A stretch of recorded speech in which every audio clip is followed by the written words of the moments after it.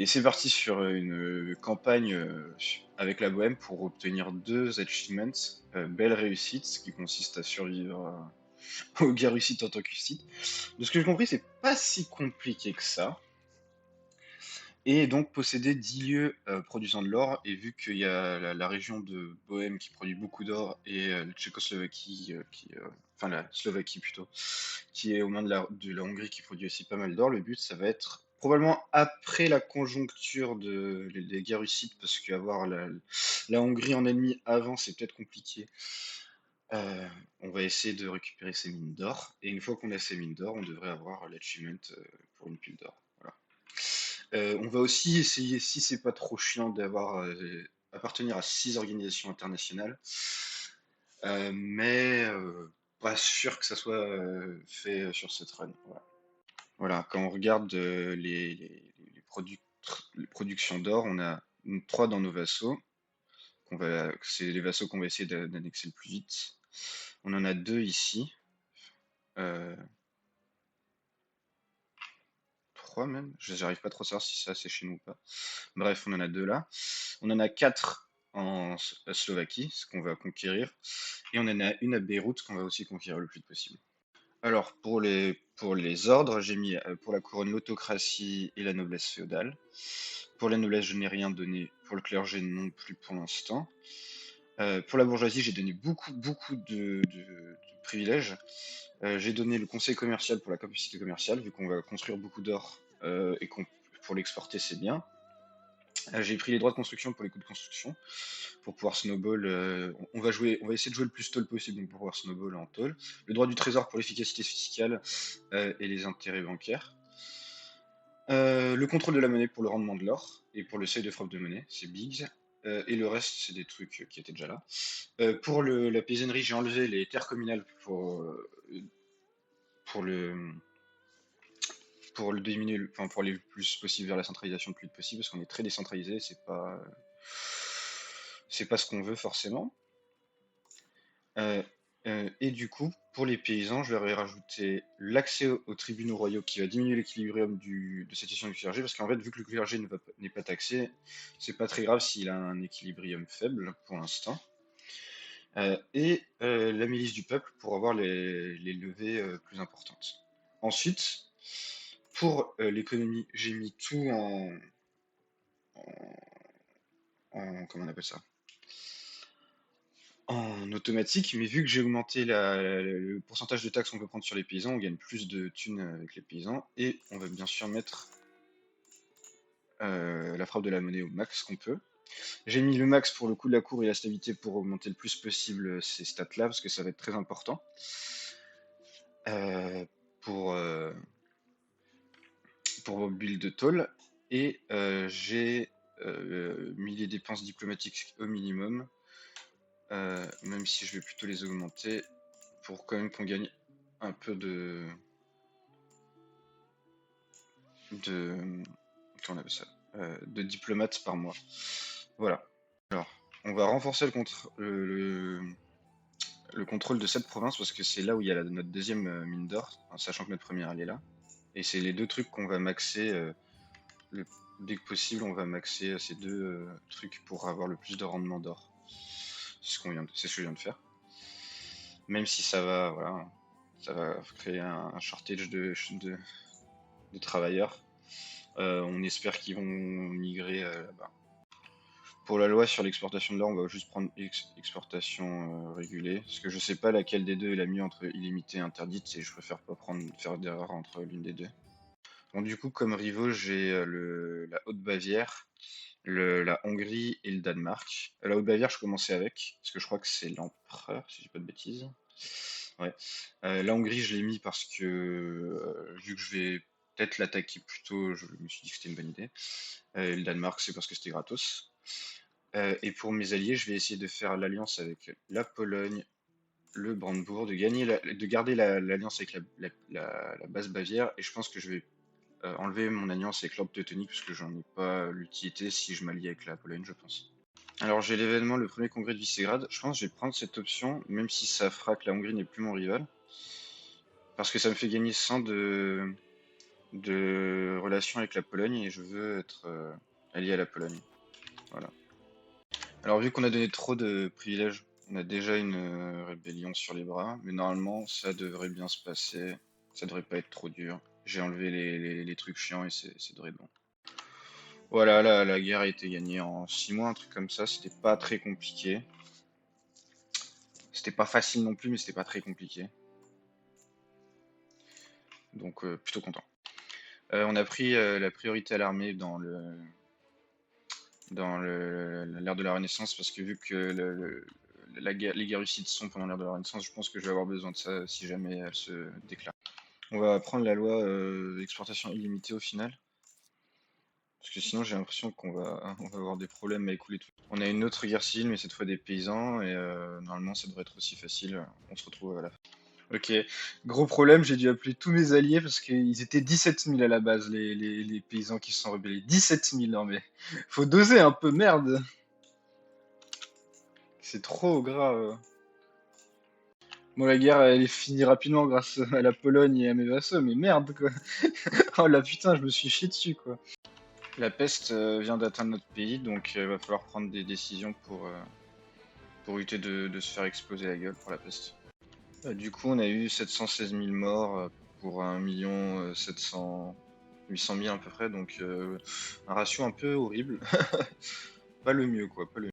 Avec mon parlement, j'ai pris le truc pour les routes pour développer mon système de routes sur voilà, et je l'ai amélioré pour pouvoir changer une loi et pour pouvoir prendre la loi de distribution du pouvoir en faveur du dirigeant. Parce que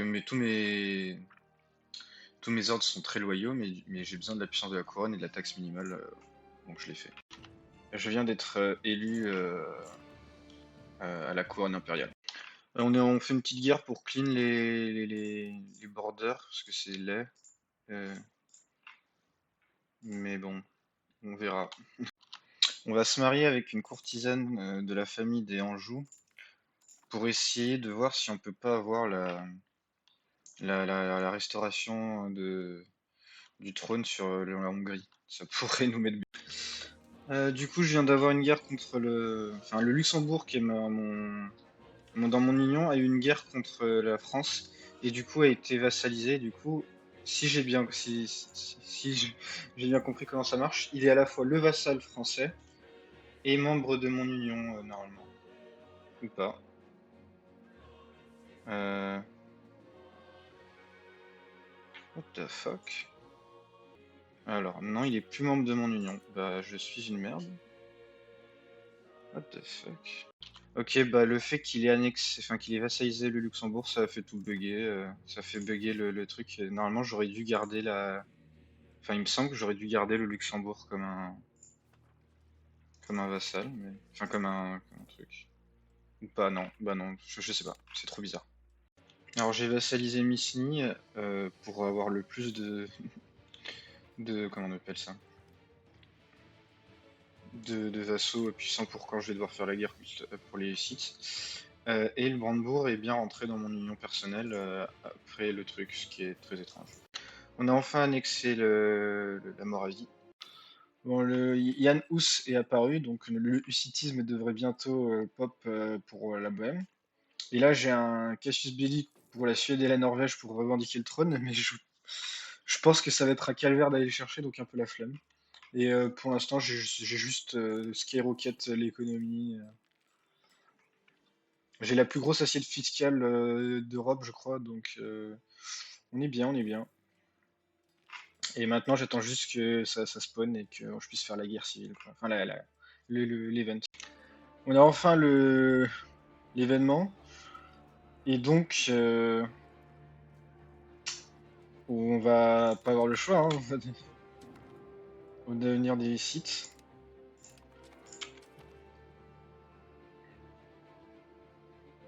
Ok. Ok. Ce qui compte, les gens qui comptaient dans la guerre sont intervenus. Et donc, normalement, ça devrait être une guerre assez facile.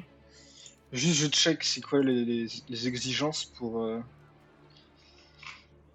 Nous sommes en paix, la conjoncture. Ok, donc il faut tenir 30 ans.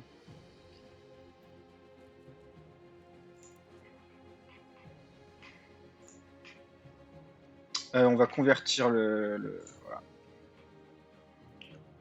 Ça, c'est pour de la thune, ok.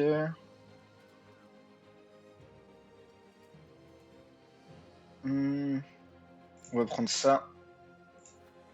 Parce que c'est big. Hmm. Euh, Rapprochement avec les modérés, ça m'a l'air d'être la strat. Et j'espère que ça va pas me bloquer. On va voir. On va voir si on peut se faire des alliances en plus. Non, parce qu'on est en guerre. Mais dès que possible, on va s'allier avec les deux pays nordiques. Et voilà. Mais normalement, cette première guerre devrait être facile. J'ai assez peu de doutes qu'on devrait l'emporter. Juste, je vais prendre mes membres de conseil et je vais les faire convertir des provinces au hussitisme. Bien entendu. Convertir au hussitisme. Ici, voilà. Bon, s'il se passe des trucs intéressants, je vous reprends, mais normalement, on se verra juste pour l'œuvre de paix. On a eu une nouvelle réforme pendant la guerre, donc on va la prendre. On va prendre le décret royal. Voilà. Ma strat, ça va être d'imposer la conversion à chaque fois que c'est possible aux mecs qui veulent sortir de la guerre. Comme ça, il y aura plein d'hussites dans l'Empire, ça va être drôle. Notre premier valeur religieuse qu'on va prendre, c'est le baptême des adultes pour convertir plus vite nos populations. Mon autre strat, ça va être de faire durer la guerre initiale le plus longtemps possible pour, encore une fois, mettre le schisme le plus endroit possible pour atteindre les 30 ans sans faire 10 guerres, quoi. Parce que je pense que les 10 guerres peuvent être beaucoup plus difficiles qu'une seule très longue, à mon avis. Bon, on a remporté la guerre contre le pape, hein. On l'a fait durer 6 ans à peu près. Et on a spread notre hussitisme là où on pouvait le spread, donc on a fait quelques émules, on va dire, mais à mon avis, ça va pas mener à grand chose. Bon, là, j'en suis arrivé à un moment où je gagne trop d'argent pour dépenser. Donc, ce qu'on va faire, c'est qu'on va autoriser la construction automatique des bâtiments pour pas avoir à le faire nous-mêmes. Voilà, pour pas s'emmerder, quoi, en gros. Deuxième guerre entre le pape et moi. On va voir si cette fois on va galérer. J'ai des doutes sur ça, mais on va voir. On va faire une offre de paix bidon, on prend juste de la thune, de toute façon ils peuvent rien me donner d'intéressant, il y a que des mecs trop loin, et voilà quoi, c'est ça la guerre.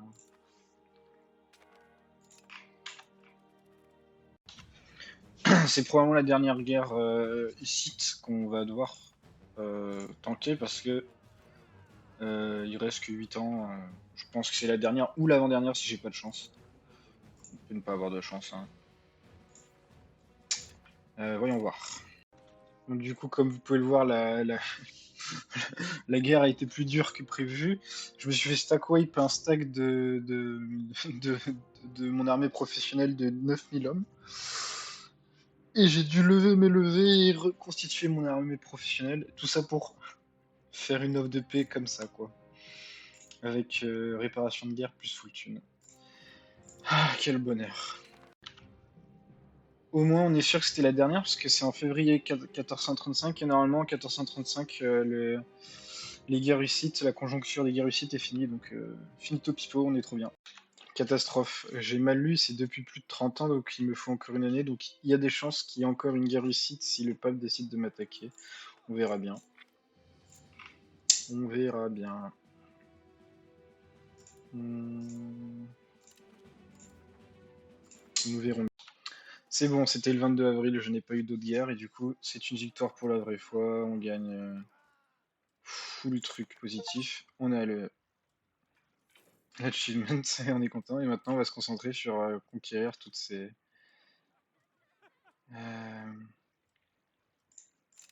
toutes ces mines d'or pour avoir l'autre achievement. Du coup, on a déclaré la guerre instantanément, on avait déjà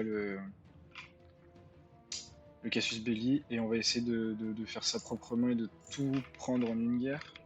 Donc c'est ça, ça, ça, ça et ça. Bah ça sera pas en une guerre, et ça sera pas proprement, j'ai l'impression. On va déjà prendre ça et ça. Ouais, ça et ça. C'est laid, mais on fera ça et ça, et on fera ça en plusieurs guerres, I guess. Alors l'offre de paix pour la Pologne, ça va juste être de l'argent pour vite la sortir de la guerre. Voilà.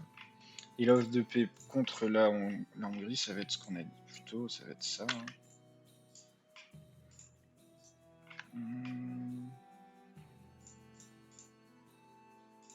Truc comme ça, je sais pas exactement.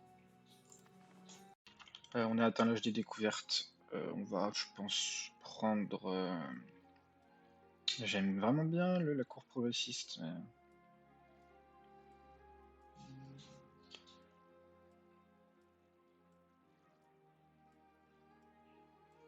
Mais je pense qu'on va refaire l'armée. C'est la première fois que ça m'arrive, à part quand j'ai joué la France, j'ai une institution qui a spawné chez moi. Voilà. Pas mal. C'est bon, on peut faire notre offre de paix. Alors du coup, il a... Oh putain, attends. Il a... Avec le changement d'air, on a gagné des capacités à annexer. Du coup, on va prendre tout ça et on va faire un vassal sur Zeppelin qu'on on va annexer plus tard. Et ouais, petite guerre civile des catholiques qui nous attaquent. Normalement, ça devrait quand même bien se passer. Bon, victoire facile, même si j'étais bloqué pour prendre ce truc pendant 6 mois à cause des neiges. Mais sinon, voilà, c'est fini. Alors, regardez-moi cette super belle localisation qu'ils nous ont faite en français. Un bébé de sexe fils est né. Il y a une autre guerre civile, des chrétiens qui se rebellent encore une fois. C'est fatigant, mais c'est bon. On va encore gagner facilement. Voilà, guerre civile finie en quelques mois. Juste, c'est chiant, ça me fait perdre du temps. Bon, on a fait la guerre contre le Hansbach pour sa mine d'or et on va lâcher un vassal avec ses anciens territoires parce que flemme de l'intégrer manuellement.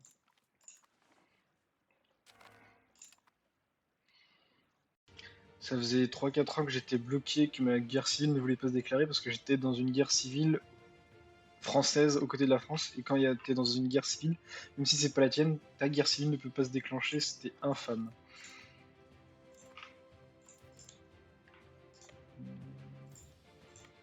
Un, guerre civile finie, facile encore une fois, juste ça m'a pris quoi, un an, un truc comme ça. Bon, j'ai déclaré la guerre à la Hongrie pour prendre la dernière mine d'or, et si tout va bien, normalement à la fin de cette guerre, je devrais avoir l'achievement. Et je pense que je m'arrêterai là, peut-être pas pour la Run Bohem, mais en tout cas pour cet épisode, si je continue la Run Bohem derrière, donc on verra. Du coup, l'offre de paix, ça va être ça pour un peu clean la border, et ça, ça. Ça pour la mine d'or, et ça pour clean aussi la border. Et si on continue, on cleanera plus en prenant ça, je pense. Mais un peu au cours des...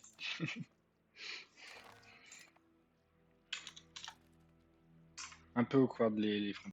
Ok, le achievement s'est pas activé et j'ai vu que c'était 35 mines d'or ou d'argent sur Steam en dehors du jeu, donc je vais quitter le jeu,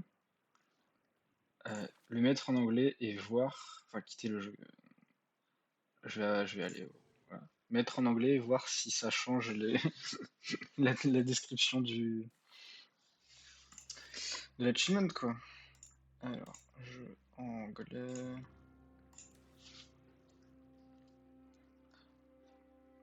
Du coup, en anglais, c'est bien c'est bien 35 locations avec, enfin, localités avec qui produisent de l'or ou de l'argent. Et j'ai un peu regardé où est l'argent, et en fait, c'est possible que je le puisse le faire avec la bohème, mais il va falloir que je bouffe énormément vers ça. Et donc, je pense que je vais du coup m'arrêter là pour cette run bohème, non, pour cet épisode, et que je le reprendrai plus tard après avoir fait les autres achievements, genre l'Angleterre, Venise, tout ça, pour finir et avoir l'or et l'argent et cet achievement quoi. Voilà. Ciao.